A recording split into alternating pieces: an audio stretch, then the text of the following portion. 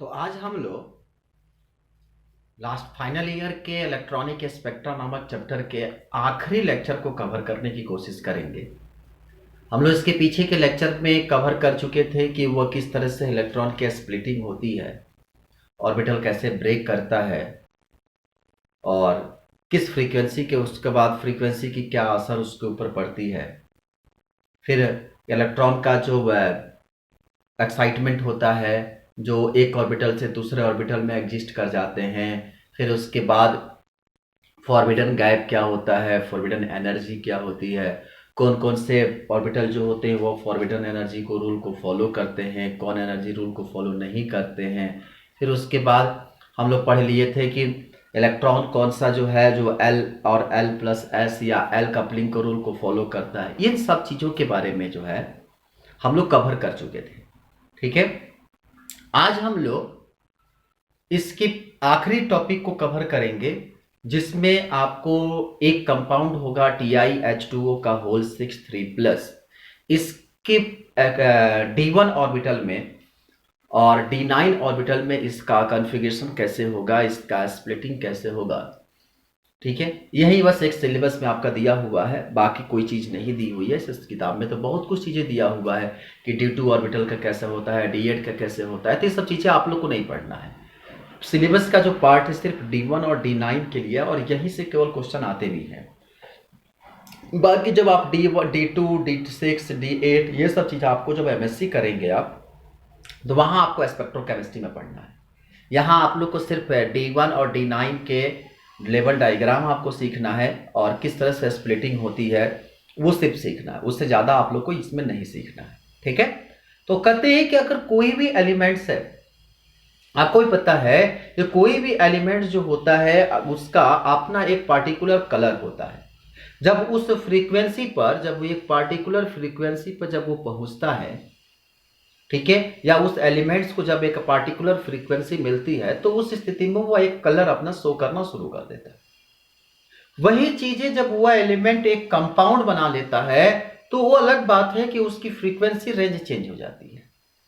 ठीक है, पर उसके पास भी एक क्या होगा, एक नया फ्रीक्वेंसी रेंज मिलेगा जिस फ्रीक्वेंसी रेंज पर वो कंपाउंड क्या करेगा, कलर शो करना शुरू कर देगा। मतलब कि उसके हर कंडीशन पे अगर वो कॉम्प्लेक्स का भी अगर फॉर्मेशन कर लेता है तो कॉम्प्लेक्स का फॉर्मेशन करने के बाद अगर वो कलर शो करने के अगर टेंडेंसी रखता है तो वो हमेशा एक पार्टिकुलर फ्रीक्वेंसी पर ही कलर शो करेगा। कभी ऐसा नहीं होगा कि मीडियम चेंज कर दे, जैसे वैक्यूम में उसका 3000 एंगस्ट्रॉन पर वो कलर दे रहा है, वाटर में लेकर आएंगे तो 5000 एंगस्ट्रॉन पर देने लगे, फिर उसके बाद एयर मीडियम में लेकर आए तो वह 8000 7000 पर देने लगे। ऐसा नहीं होता। वो मीडियम चाहे कोई भी हो, एयर हो, वैक्यूम हो, केरोसिन हो, कोई भी मीडियम डाल दो, जब उससे पार्टिकुलर उस फ्रीक्वेंसी पर वो कलर शो करेगा ही करेगा। ठीक है, तो इसी कंसेप्ट को लेकर अगर हम आगे की तरफ बढ़े तो कहते हैं कि जो भी हमारे पास एलिमेंट होता है वह एलिमेंट जब भी अपने एक्साइटमेंट पर आता है, जब वो इलेक्ट्रॉन को डोनेट करता है या जब भी कोई भी सिचुएशन क्रिएट हो तो उसका कलर स्पेक्ट्रम पे कोई प्रभाव जो होता है वह उसके मीडियम से नहीं इफेक्ट पड़ता है। हाँ, उसके जो कॉम्प्लेक्स का रिएरेंजमेंट चेंज कर दें, मान लो कि टिटेनियम ही रखा जाए और वहां पर H2O की क्वांटिटी कम कर दें या H2O के जगह पर कोई और एलिमेंट ला दे, TiCl6 ला दे, तब वो कलर चेंज हो जाएगा। लेकिन अगर कॉम्प्लेक्स सेम है, TiH2O का होल 6 अगर हमारे पास दिया हुआ है तो उस स्थिति में वो कॉम्प्लेक्स चाहे कोई भी मीडियम क्यों ना हो, उस मीडियम को छोड़कर किसी दूसरे मीडियम में आप डाल भी दोगे तो उसकी फ्रीक्वेंसी का रेंज जो होगा वो हमेशा एक बराबर होगा, कभी भी उसका कलर नहीं चेंज हो जाएगा। तो आप कह सकते हैं कि किसी भी कॉम्प्लेक्स का कलर जो होता है वो मीडियम पे डिसाइडेड नहीं होता है। किसी भी कॉम्प्लेक्स का कलर जो होता है उसका वेवलेंथ और उसके फ्रीक्वेंसी पर डिपेंड करता है कि जिस वेवलेंथ और जिस फ्रीक्वेंसी पर वो काम करना शुरू कर देता है, जिस वेवलेंथ या फ्रीक्वेंसी पर एक बार वो कलर देता है, वह उसी वेवलेंथ और उसी फ्रीक्वेंसी पर वह हमेशा वह कलर शो करेगा, वो चाहे कोई भी मीडियम हो। तो आपसे क्वेश्चन पूछा जा सकता है कि क्या किसी भी कॉम्प्लेक्स का कलर मीडियम पे डिपेंड करता है, तो आप सीधा जवाब देंगे बिल्कुल नहीं। ठीक है, इसमें कोई कहानी इसमें मीडियम मीडियम से लिए नहीं होता है। जो भी एनर्जी होता है वह एच सी अपॉन लैम्डा होता है। और एच आपको पता ही है कि प्लैंक कांस्टेंट होता है, सी भी होता है, स्पीड होता है, लाइट स्पीड, लाइट क्या कहते हैं, स्पीड ऑफ लाइट होता है। तो एच सी अपॉन लैम्डा होता है। तो ऐसी स्थिति में क्या होता है, एच भी कांस्टेंट, सी भी कांस्टेंट, बचेगा सिर्फ लैम्डा। तो ये सिर्फ वेव लेंथ पर डिपेंड करता है, बाकी और किसी चीज पर डिपेंड नहीं करता है। तो वेवलेंथ कहो या उसी को फ्रीक्वेंसी के रूप में कर सकते हो कि फ्रीक्वेंसी जो होता है वो वेवलेंथ का क्या होता है, या वेवलेंथ और फ्रीक्वेंसी एक दूसरे के बीच में इनवर्स रिलेशन के रूप में काम करते हैं। तो आप ये कह सकते हैं कि इसका वेवलेंथ या इसकी फ्रीक्वेंसी पर क्या करते हैं, ये काम करते हैं, और किसी चीज पर ये डिपेंडेंट नहीं होते हैं। ठीक है, तो कहा कि अगर मान लीजिए कि आपको याद होगा कि जब हम कॉम्प्लेक्स को, आपको अगर सीएफटी याद होगा, क्रिस्टल फील्ड थ्योरी याद होगा, तो हमने कहा था कि जो ऑक्टाहेड्रल कॉम्प्लेक्स होता है, ये जो ऑक्टाहेड्रल कॉम्प्लेक्स होता है, अगर इस तरफ हम एनर्जी को रखें तो ये हमारे पास ये 5 ऑर्बिटल होते हैं। और ये जो 5 ऑर्बिटल होते हैं ये आगे चलकर 2 भागों में टूटते हैं। ऊपर जो होता है उसको लोग कहते हैं ईजी, और नीचे जो होता है उसको लोग कहते हैं T2G। ठीक है, अब कहते हैं कि जो Eg और T2G इसके बीच की जो एनर्जी होती है उसको हम लोग कहते हैं बेयर सेंटर। क्या नाम देते हैं इसका, बेयर सेंटर। और इसी को हम लोग कहते हैं एवरेज एनर्जी, ध्यान रखेंगे, एवरेज एनर्जी लेवल, या इसी को हम लोग कहते हैं बेयर सेंटर। ठीक है, अब ये जो बेयर सेंटर मिला, आपको पता है कि बेयर सेंटर से इसकी डिस्टेंस जो होती है वो 6 डेक्यू की होती है, और यहां से यहां तक इसकी जो डिस्टेंस होती है वो 4 डेक्यू की होती है, या इसी को हम लोग लिखते हैं 0.4 डेल ओ फॉर ऑक्टाहाइड्रल, और इसको ले सकते हैं 0.6 डेल ओ फॉर ऑक्टाहाइड्रल। ठीक है, अगर इसी पे हम कहें कि अगर मान लीजिए कि TiH2O का होल 6 3+ कॉम्प्लेक्स है, ठीक है, ये D1 इलेक्ट्रॉन की बात हो रही है। अब समझिएगा, करें कि मान लीजिए कि हमारे पास अगर इसकी फ्रीक्वेंसी को देखा जाए, एक तरफ ये ग्राफ चूंकि हम आपको पहले भी पढ़ा चुके हैं CFT में, क्रिस्टल फील्ड थ्योरी में, इस तरफ अगर हम फ्रीक्वेंसी को सेंटीमीटर इनवर्स में ले लें, ठीक है, और इधर की तरफ मोलर कंसंट्रेशन को ले लें या मोलर ऑब्स्ट्रक्शन को लेते हैं, मोलर ऑब्स्ट्रक्शन को लेते हैं, ठीक है, और ऊपर क्या करते हैं हम, इधर फ्रीक्वेंसी है, इधर हम लोग वेवलेंथ को ले लेते हैं। डाटा हम लोग रखना शुरू करते हैं। मान लीजिए कि ये आपका 3000 है, ये आपका 5000 है, और इधर के चलो थोड़ा सा और कम कर लेते हैं, ये आपका 4000 हो गया, ये आपका 5000, ये आपका 6000, इधर आ जाओ थोड़ा सा आपका 7000। ये डाटा किसमें है, आर्मेंगस्ट्रॉन में है। ठीक है, तो आप इसके नीचे इसको ले लो 30,000, इसके नीचे ले लो ये 40,000, इसके नीचे ले लो ये 50,000, ये हो गया आपका 60,000, और ये आपका आ गया 70,000। ठीक है, अब देखो, अब ऐसी स्थिति में जब लाइट मीडियम कहां से एंट्री करेगा, 3000 से शुरुआत होता है। विजुअल लाइट का कितना होता है, ब्लू कलर का नियरली अबाउट 3000 आर्मेंगस्ट्रॉन। तो लाइट जब 3 जैसे ही मीडियम से चला और 3000 के रेंज पे आया, और रेंज पर आने के बाद क्या होता है कि जो रेंज पर आया और यहां से कुछ वेवलेंथ, जिस वेवलेंथ पर वो क्या करेगा, अपना शो करना शुरू करता है। सॉरी, ये 30,000 घटता है ना, 20,000, ये 10,000, फिर उसके बाद ये आ जाएगा आपका 5,000, ये आ गया आपका 4,000। ठीक है, तो जैसे ये क्या किया, यहां से आया, और आने के बाद क्या होता है कि एक रेंज आने के बाद अपने ये पीक वैल्यू पर जाता है। ठीक है, और पीक वैल्यू पर जाने के बाद धीरे धीरे क्या करता है, ये कम होते होते नीचे की तरफ आता है। अब जरा समझो, एक मिनट, इस डाटा को थोड़ा सा कंफ्यूजन वाला है, हम आपको थोड़ा सा करेक्ट कर देते हैं। जो हमने नीचे लिखे किसका था, ये फ्रीक्वेंसी को लिखे सेंटीमीटर इनवर्स में, क्योंकि एक तरफ वेवलेंथ बढ़ता है तो वेव ये क्या करता है, घटता है, फ्रीक्वेंसी घटता है, ये ना रिलेशन होता है। तो यहां पे क्या करें, अगर मान लो कि ये आपका हो गया, मान लीजिए कि ये 30,000, ये क्या होगा आपका 20,000, मान लीजिए कि यहां पे 10,000, 10,000, 20,000, 30,000, ये घटता है, ये क्या करता है, बढ़ता है। मतलब कि जिस फ्रीक्वेंसी, अगर वेवलेंथ लेफ्ट टू राइट जाने पर बढ़ता है तो वेव फ्रीक्वेंसी क्या होगा, लेफ्ट टू राइट जाने पर घटता है, यही रिलेशनशिप होता है। तो कहा कि जब लाइट जो है वो 3,000 एंगस्ट्रॉन से आया, एंट्री किया, और एंट्री करने के बाद क्या होता है कि अगर वो जिस पर मैक्सिमम रिफ्लेक्शन काम करता है, जिस पर वो बैंड का निर्माण होता है, वह बैंड का जो रेंज होता है वहीं पर वो क्या करता है, कलर शो करने का काम करता है।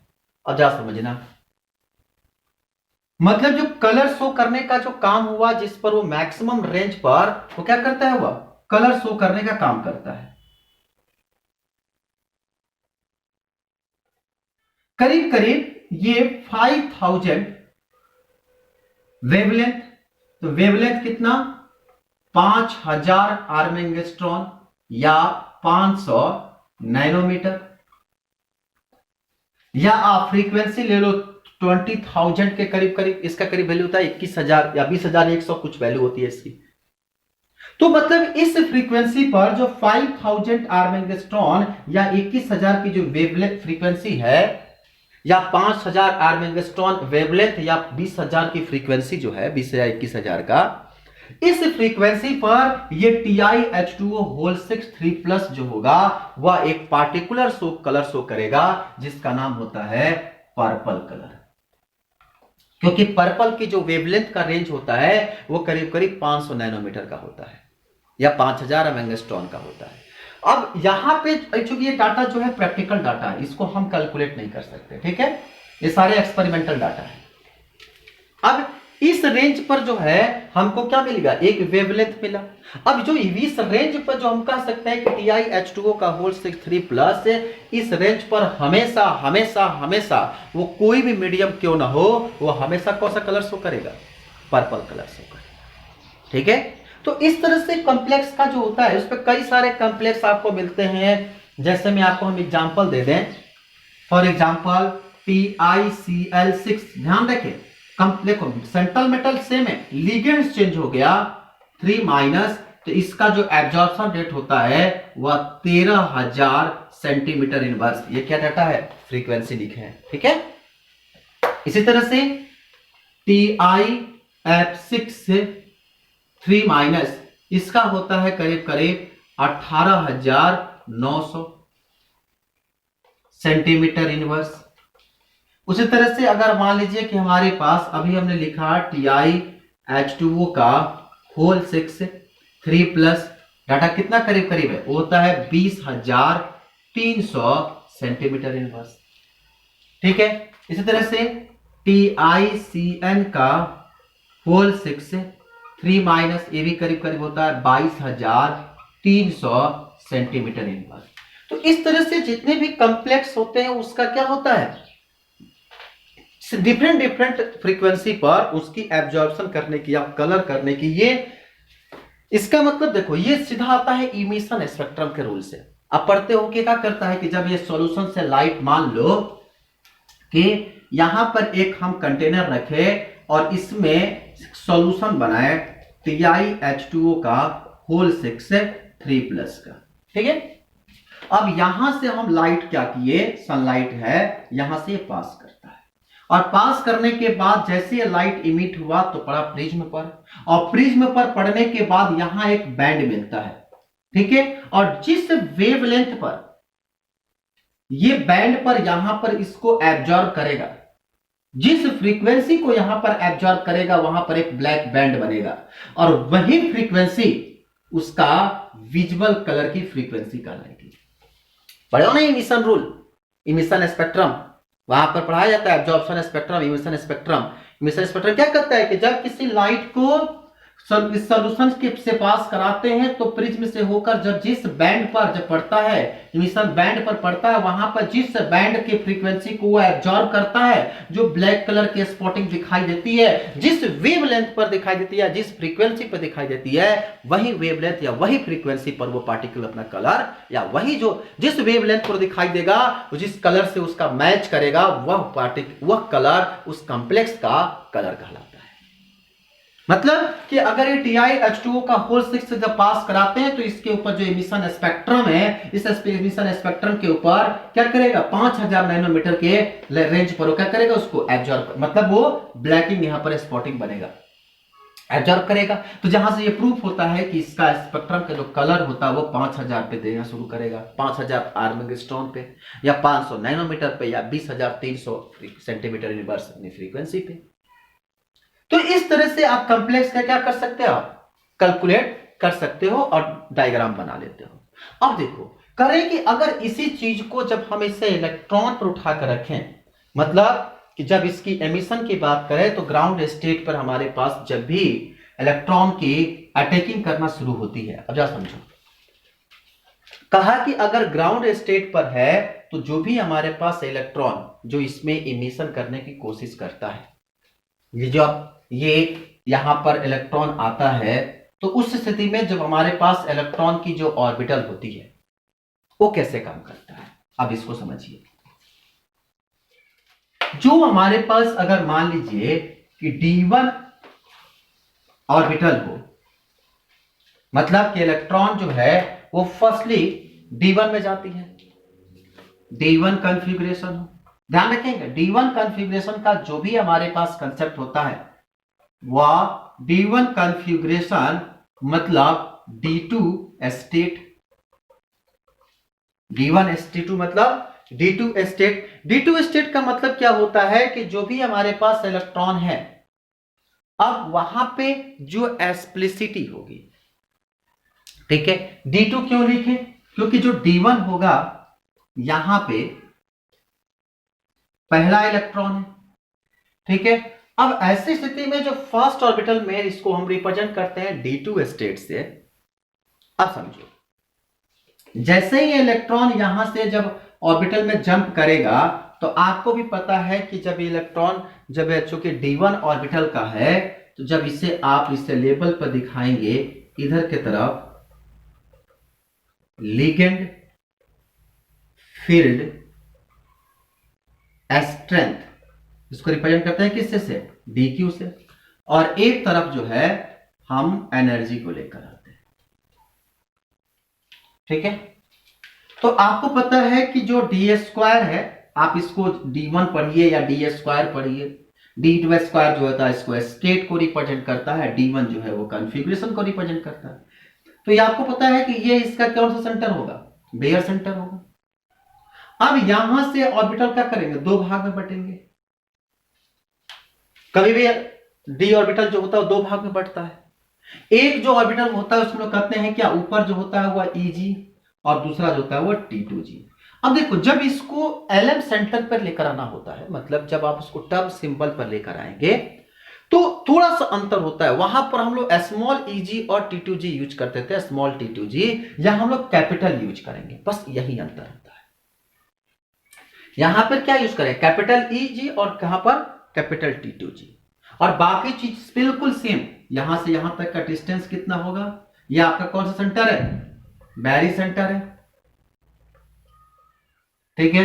यहां से यहां तक हो गया ये 6DQ, यहां से यहां तक कितना आ गया, ये 4DQ। तो ये आसानी से इलेक्ट्रॉन की जंपिंग क्या होती है, EG से T2G। ये किसके लिए, आप इसको आपको जाना पहचाना है, इसमें तो आपको कुछ बताना है नहीं, क्योंकि आप सारा के सारा कहां पढ़े, क्रिस्टल फील्ड थ्योरी में पढ़ चुके।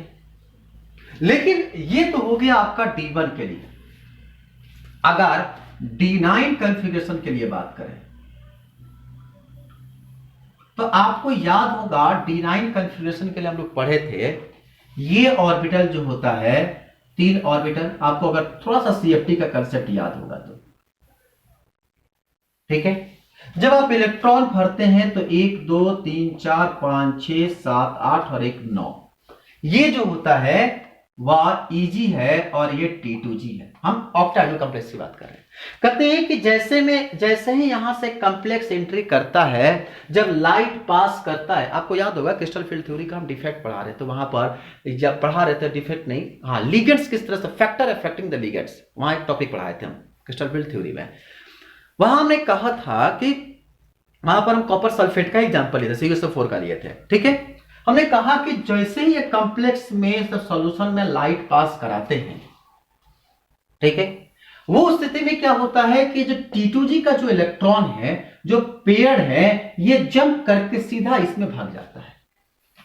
अब जरा समझो, जैसे ये जंप करके इसमें भागता है, ऐसे कंडीशन में यहां पर अब एक अनपेयर्ड इलेक्ट्रॉन बच गया। यहां पर पहले क्या था, एक अनपेयर्ड इलेक्ट्रॉन था, इसलिए इसकी एनर्जी लेवल काफी ज्यादा थी। अब जैसे ही यहां से एक इलेक्ट्रॉन जंप करके इसमें जाता है, तो जैसे ही जाता है तो ऐसे कंडीशन में क्या होता है, यहां पर अब अनपेयर्ड इलेक्ट्रॉन बच जाता है और यहां पर क्या होता है, वो पेयर्ड हो जाता है। अब जैसे ही पेयर्ड होता है, ऐसी स्थिति में उसके स्प्लिटिंग एनर्जी की वैल्यू क्या करती है, घट जाती है, क्योंकि पेयर्ड होने के बाद से एनर्जी लेवल क्या होता है, घट जाता है, क्योंकि पेयरिंग एनर्जी की वैल्यू डोमिनेट कर जाती है। और हर ऑर्बिटल इस साथ सामने इस कहा जाता है कि हर एस ऑर्बिटल, जब हम लोग अभी पढ़े, कुछ दिन पहले पढ़ाए थे, उसमें हमने कहा था कि हर एलिमेंट्स या हर कॉम्प्लेक्स ये चाहता है, और खासकर उसका एस ब्लॉक में, या जो ऑर्बिटल है, नॉट ब्लॉक, जो ऑर्बिटल है उसकी जो स्पिन क्वांटम है वो हमेशा 1/2 हो, तो वो सबसे ज्यादा स्टेबल रहने की कोशिश करता है। मतलब कि उसके पास स्पिन कॉम्प्लेक्स जो हो, उसके पास अनपेयर्ड इलेक्ट्रॉन अगर होता है तो हमेशा हाई स्पिन कॉम्प्लेक्स का फॉर्मेशन करता है, ठीक है। मतलब कि वो जब तक हमारे पास वो स्ट्रॉन्ग फील्ड लिगेंड जब भी बनाएगा, तो ऐसी स्थिति में हमारे पास इलेक्ट्रॉनों की जो पेयरिंग, अगर वो अनपेयर्ड है, तो उसके पास एक मजबूती के साथ फील्ड लिगेंड्स की फॉर्मेशन करने की टेंडेंसी रहेगी, ठीक है। तो वैसी स्थिति में इसके पास, अब किसके पास अनपेयर्ड हो गया, T2g के पास अनपेयर्ड हो गया, मतलब T2g की एनर्जी लेवल क्या कर गई, हाई कर गई, और Eg की क्या होती है, कम हो जाती है। आपको याद होगा हमने CFT में पढ़ाया भी था इस कंसेप्ट को, कि यहां पे जब आप अगर इस तरफ की तरफ लिगेंड फील्ड स्ट्रेंथ को अगर DQ को रिप्रेजेंट करें और इधर की तरफ आप एनर्जी को रिप्रेजेंट करें, तो ऐसे स्थिति में ये आपके पास बेरी सेंटर, आप इसको डॉट से दिखाओ,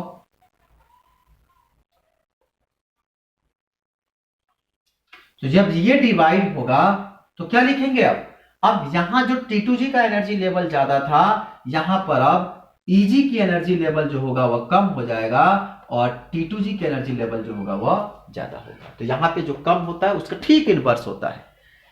अब यहां पे डिस्टेंस कितना हो जाएगा, 4DQ, और यहां पे जो होगा वह 6DQ। ये नहीं कि यहां पे 6DQ तो यहां पे 6DQ नहीं, जहां जहां T2g जाएगा वो आपका 4 ही रहेगा। तो मतलब कर सकते हैं कि D1 कॉन्फ़िगरेशन, D1 जो कॉन्फ़िगरेशन है, इनवर्स टू D9, बिल्कुल हुआ कि नहीं, D1 का ठीक इनवर्स है D9 कॉन्फ़िगरेशन, ठीक है।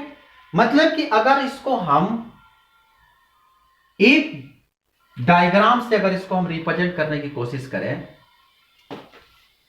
ठीक है, इसको अगर हम एक डायग्राम से रिप्रेजेंट करने की कोशिश करें, तो यहां पे मान लीजिए कि हमारे पास एक ये सेंटर है जिसको हम लोग एनर्जी के नाम से रिप्रेजेंट करेंगे, ठीक है। यहां पे आप ओरिजिन दे दिए, ये आपका एनर्जी का डायग्राम, ठीक। ऑर्बिटल कौन सा है, ये ds² है, तो हम ले लिए इसको यहां पर ds², ठीक है। अगर मान लो कि हम अगर किसको ले लें, ऑक्टाहेड्रल को ले लें, चलो D9 को पहले लेते हैं। तो D9 में क्या था, इधर की तरफ T2g और इधर की तरफ क्या, Eg, ठीक है। ये इसका हो गया बैरी सेंटर।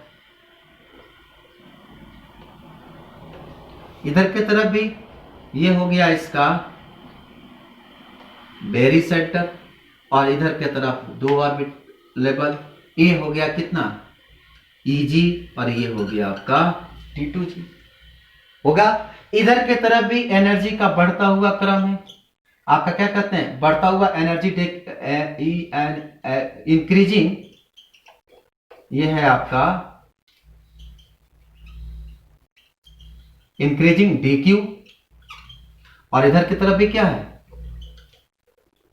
इंक्रीजिंग, यहां नीचे लिखे है इंक्रीजिंग, ध्यान रखें लिख लेना इंक्रीजिंग है, ठीक है। और इधर भी इंक्रीजिंग, माने इधर से इधर जाने के बाद DQ की वैल्यू भी क्या कर रही है इधर बढ़ रही है। अब समझो, मतलब हम इसी लेवल को लेवल कर दे रहे हैं। अब क्या होगा, मतलब यहां से जो यहां तक का डिस्टेंस है वो कितना है, ये T2G से लेकर यहां तक 4DQ का, और यहां से यहां तक का 6DQ, यहां पर यहां तक क्या है 6DQ, और यहां से यहां तक क्या है 4DQ। आ रही बात समझ में, मतलब कि अब ये जो रिप्रेजेंट किए, जरा बताओ ये किसके लिए है, D9 के लिए है ऑक्टाहेड्रल, और ये किसके लिए है D1 है ऑक्टाहेड्रल को। तो ऑक्टाहेड्रल का D1 और D9 को जिस ग्राफ पे हम रिप्रेजेंट करते हैं, जिससे ग्राफ पर हम क्या करते हैं इसको रिप्रेजेंट करते हैं ऑक्टाहेड्रल और टेट्राहेड्रल कॉम्प्लेक्स को, इसी को आगे चलकर हम लोग करते हैं क्या कहते हैं एनर्जी लेवल डायग्राम। यह आपके सिलेबस का है सबसे इंपॉर्टेंट पोर्शन में, इसको हम लोग करते हैं, ये जो ग्राफ का रिप्रेजेंटेशन हुआ इसको हम लोग करते हैं Orgel energy level diagram for D1 and D9, किसके लिए ऑक्टाहेड्रल कॉम्प्लेक्स, और ऑक्टाहेड्रल कॉम्प्लेक्स में किसके लिए TiH2O का होल 6 3+। समझ में आया, तो ये है ऑर्जिल एनर्जी लेवल डायग्राम, ये सबसे इंपॉर्टेंट है, और यही आपके चैप्टर का आखिरी और अंतिम पॉइंट है, ठीक है।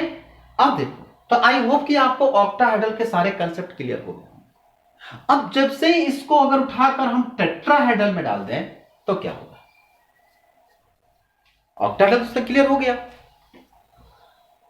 अगर इसी को हम टेट्राहेड्रल में डालें तो आपको क्या मिलेगा। आपको पता है कि टेट्राहेड्रल जो होता है, मतलब कि अभी तक जो हम लोग सीखे उसमें क्या क्या सीखे कि एक डायग्राम हम लोग अभी सीख लिए, ये था आपका, यहां था आपका T2G, और ये था आपका Eg, यहां की तरफ था आपका Eg, और ये था आपका T2G, ये आपका बेरी सेंटर था, ये आपका ऑक्टाहेड्रल D9 था, और ये आपका ऑक्टाहेड्रल D1 था। यहां से यहां तक हो गया आपका डिस्टेंस 6DQ का, यहां से यहां तक हो गया 4DQ का, यहां से यहां तक हो गया आपका 4DQ का, और यहां से यहां तक आ गया 6DQ का। ये 0 है, इधर इंक्रीजिंग DQ है, और इधर की तरफ आपका इंक्रीजिंग DQ है। ये था आपका ऑक्टाहेड्रल का। अब समझो, अगर इसी कंसेप्ट को टेट्राहेड्रल में लेकर आए तो आपको पता है कि टेट्राहेड्रल में क्या होता है कंसेप्ट, टेट्राहेड्रल कंसेप्ट में क्या होता है, इधर की तरफ अगर DQ के लें और इधर की तरफ आपको एनर्जी लें, ठीक है, ये आपका D2 है, ये आपका एनर्जी का गैप है, ठीक। अगर आप इधर एनर्जी लेते हैं, अगर ये आपका एनर्जी है, ठीक, तो आपको पता है कि अगर D1 टेट्राहेड्रल के लिए हो तो क्या होता है, ऐसी स्थिति में जो ऑक्टाहेड्रल होता है उसके ठीक अपोजिट, मतलब ये आपका अगर बैरी सेंटर है तो ये हमारे पास 2 ऑर्बिटल मिले, 2 स्प्लिटिंग मिलेगा। तो जो यहां पे ऑक्टाहेड्रल में यहां Eg होता है, यहां पर क्या होता है टेट्राहेड्रल में T2, और यहां पर क्या E, और रिवर्स हो जाता है। और जी हट जाता है, आपको पता है कि ग्रेविटी ऑफ कांस्टेंट जो होता है इसकी वैल्यू यहां पर हट जाती है। मतलब ये T2 मिला और यहां से यहां तक डिस्टेंस क्या होगा इसका 4dq और यहां से यहां तक इसका क्या 6dq। और यही चीज अगर आप इसको सेंटर करते हैं, अगर आप क्या करेंगे इधर dq और इधर की तरफ अगर एनर्जी को, ये आपका अगर बेरी सेंटर है, अगर आप D9 को रिप्रेजेंट करें, D9 ऑक्टाहेड्रल, ठीक है, सॉरी टेट्राहेड्रल, जरा बताना ठीक अपोजिट होगा तो यहां पे क्या आएगा E और यहां पर क्या आएगा T2। एनर्जी की वैल्यू क्या होगी यहां से यहां तक 6dq और यहां से यहां तक 4dq। जरा गौर से देखो तो यहां से लेकर यहां तक का ये जो हमारे पास ऑक्टाहेड्रल का कॉम्प्लेक्स मिला और ये आपका टेट्राहेड्रल का मिला, ठीक है। आप इन दोनों को अगर आप कंपेयर करोगे या आप कहो तो एक काम करते हैं, हम इसको भी पहले ओपन बना देते हैं। लाओ पहले हम इसको ओपन करते हैं, फिर चारों को हम कंपेयर कर लेते हैं। यहां पे एनर्जी है,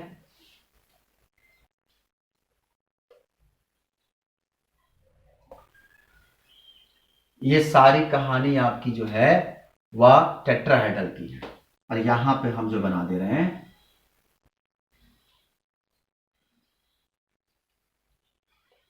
इधर की तरफ dq, इधर की तरफ आपका dq, इधर की तरफ आपका एनर्जी और इधर की तरफ आपका एनर्जी। ये D1 ऑक्टाहेड्रल है, ये D9 ऑक्टाहेड्रल है, ये होता है Eg और ये होता है T2g। यहां से यहां तक 6dq, यहां से यहां तक 4dq। ये आपका हो गया, ये आपका मिल गया T2g, ये आपका हो गया Eg। यहां से यहां तक आपका 4dq, यहां से यहां तक आपका 6dq। अब देखो ऑक्टाहेड्रल का D1 D9 ऑक्टाहेड्रल का, D1 टेट्राहेड्रल का, D9 टेट्राहेड्रल का, ठीक है। अब एक काम करो, अगर जब आप इसको ऑर्गन लेवल डायग्राम पर लेकर आओगे तो क्या है, ठीक है। हमारे पास ये ds² है स्टेट,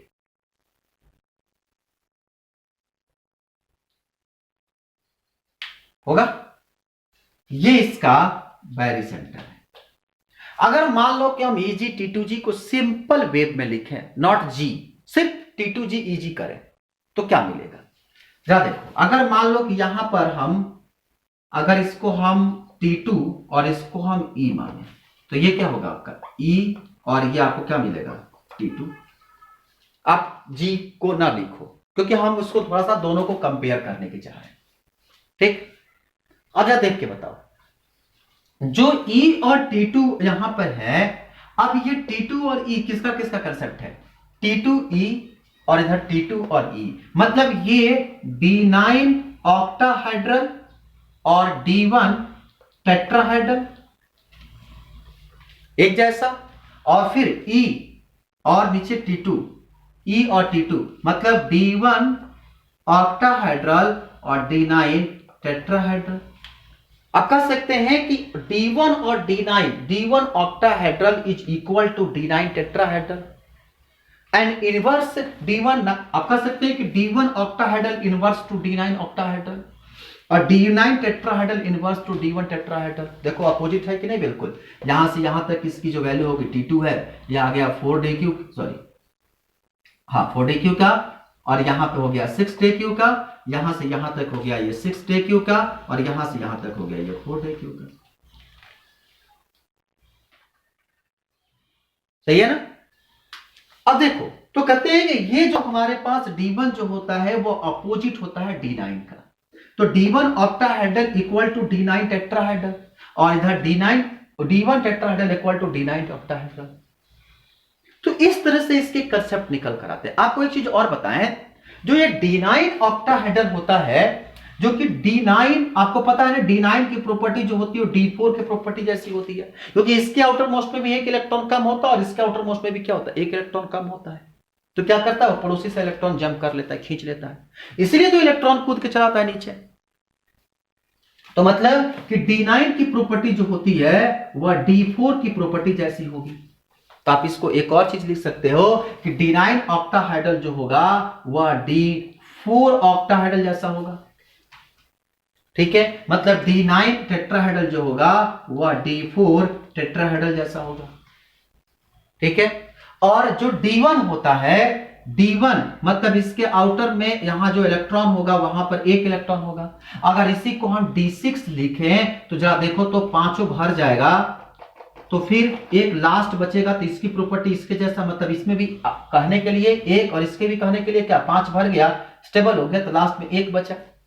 मतलब कि D1 की जो प्रॉपर्टी होती है वह करीब करीब D6 के आपस में बराबर होती है।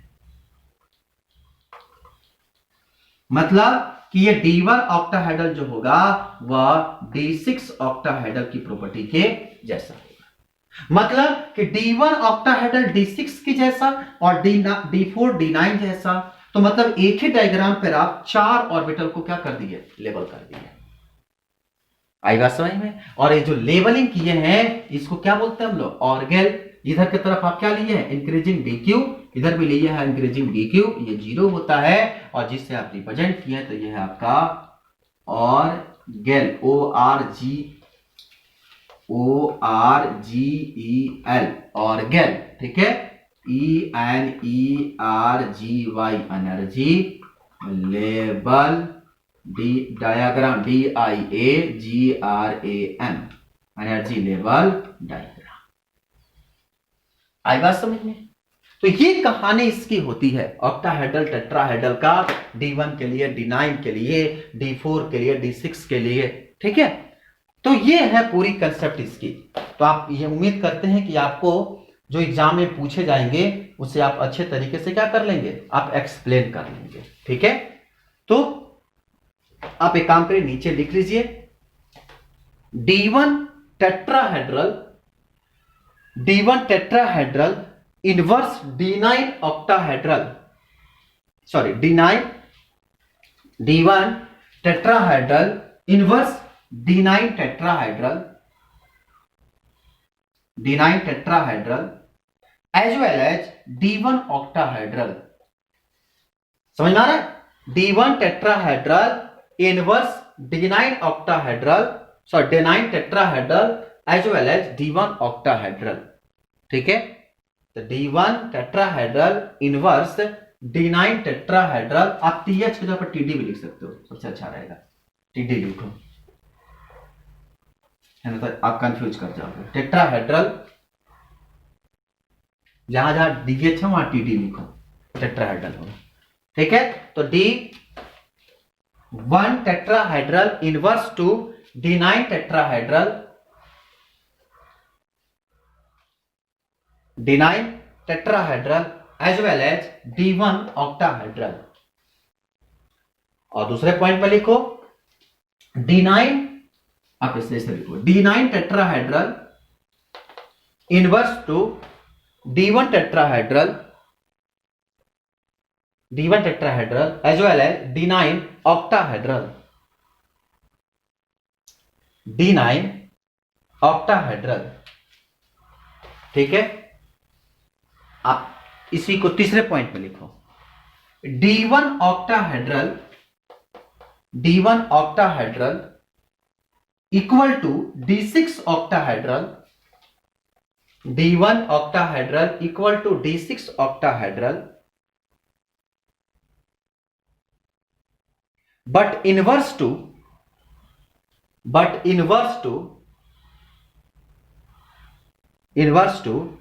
D4 octahedral and D9 octahedral,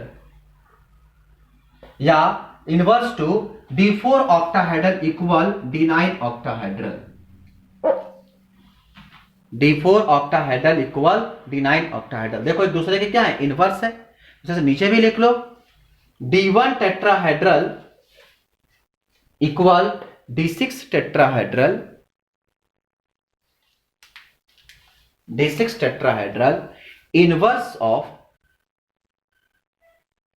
D9 tetrahedral equal to D4 tetrahedral। D4 tetrahedral. ठीक है, तो इस तरह से आपका इस चैप्टर का पूरा कंसेप्ट जो है क्लियर हो गया। अब इसके बाद है D2 octahedral field, D3 octahedral field. आपके सिलेबस का पोर्शन नहीं है, इसलिए हम उसको एक्सप्लेन नहीं करना चाह रहे, क्योंकि ऐसे ही आप लोग के सिलेबस में इतना सारा बर्डन दिया रहता है, तो हम सिलेबस से बाहर जाएंगे तो आपको भी बोरियस लगेगा। लेकिन अगर आप लोग को चाहेगा कि नहीं सर आप हमको इसके बाद भी पढ़ाइए, तो आप नीचे कमेंट बॉक्स में कमेंट कर देंगे। अगर हमें मिल जाएगा तो हम आपको क्या करेंगे, एक से दो लेक्चर और होगा, उसको भी हम पढ़ा देंगे, कोई दिक्कत नहीं है। लेकिन आपके सिलेबस का पोर्शन नहीं है, उसमें भी है क्या कि जो आप पढ़े हैं ना D2 ऑर्बिटल में कैसे स्प्लिटिंग होता है, 5 ऑर्बिटल में जो आपको कहता है S1 sp3 D1 F3 और G1, जो 5 ऑर्बिटल स्प्लिटिंग करता है ना, उसी का ग्राफ दिखाना है और कुछ नहीं है उसमें। ठीक है, उस तरह से f ऑर्बिटल का ग्राफ दिखाना है, उसके बाद जो कॉम्प्लेक्स होता है उसकी कॉम्प्लेक्स का ग्राफिंग रिप्रेजेंटेशन है, और कुछ नहीं है उसमें। ठीक है, तो ऐसे ये सिलेबस खत्म हो गया है। अगर आपको लगता है कि नहीं सर और आप एक्स्ट्रा कुछ बता दीजिए, तो हम आपको, आप बोलिएगा तो हम एक छोटा सा फिर आधा घंटा या 45 मिनट का एक वीडियो होगा, उसको हम अपलोड कर देंगे। इस तरह से आपका ये चैप्टर जो है इतना ही है, और ये चैप्टर जो है आपका खत्म हो गया। उम्मीद करते हैं कि आपको बहुत अच्छे से समझ में आया होगा। ये थोड़ा सा डिफिकल्ट चैप्टर है, और अगर आपको ये चैप्टर समझ में आ जाता है तो बहुत अच्छी बात है। अगर जो टॉपिक आपको समझ में नहीं आता है तो आप उसको जरूर बताइएगा, हम कोशिश करेंगे कि उसको और अच्छे से एक्सप्लेन करें। ओके, आज इतना ही। Thank you so much.